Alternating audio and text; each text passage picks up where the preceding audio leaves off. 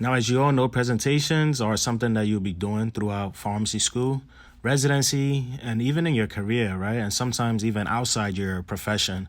Now, I'm pretty elite when it comes to presenting, and that's because I presented all through pharmacy school, of course, but I also did a PGY1 and a PGY2 in oncology, and I've seen plenty of presentations and I've critiqued plenty.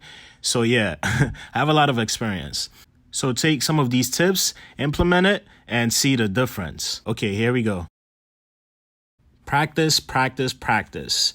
Now, this is pretty obvious, right? Now, in order to get good at something, you need to work at it. Now, I used to rehearse my presentations in the mirror about 5 to 10 times before the day I'm supposed to do it. Doing this will not only boost your confidence, but it's also going to ease your nerves and allow you to discover parts of the presentations that need some changes. So let's say if you have a lot of slides in your presentation, so let's say 40. Now you will lose stamina if you rehearse up to 10 times, right? So in this case, you just want to do slices or parts of the presentation. So you could do the first 10 slides, or you could rehearse the last 5. Or even if you're doing a presentation on a disease state, let's say the part that you want to rehearse again is the treatment approach. Next, less reading, more speaking. Ever had a professor teach a class and it seems like all they did was read off the slides? I mean, how did that make you feel? It didn't make me feel good, right? It made me feel like I was wasting my time in the class and I'd rather be home or in the library just reading off the slides and studying. So reading off the slides is pretty much a no-no. In order to be able to present without your eyes glued to the slides, you have to practice and also understand what you're presenting. Sometimes you would need to Google things and do more research to get the answers, but that's okay. Instead of putting ABCD on the slide, maybe you should just put ABC on the slide, right? And then speak about D. And this will make the audience feel like you really know the topic. Next, use bridges. Okay, this is something that at least 9 out of 10 students are not doing during presentations, so please pay attention. Maybe 10 out of 10 actually.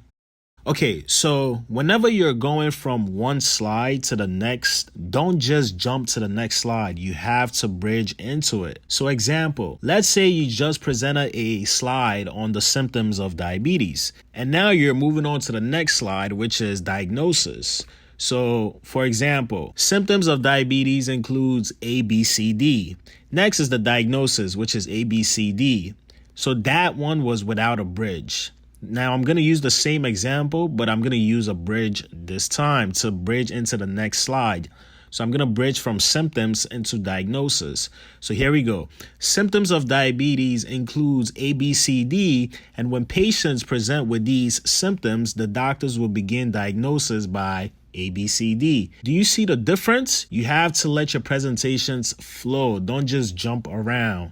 So all your presentations must provide 3 main things. And when you're creating a presentation, think of these things to help you get started with what you need exactly. So the first part is what you want to tell the audience. Now, this is usually the objective slide. So you want to outline this clearly.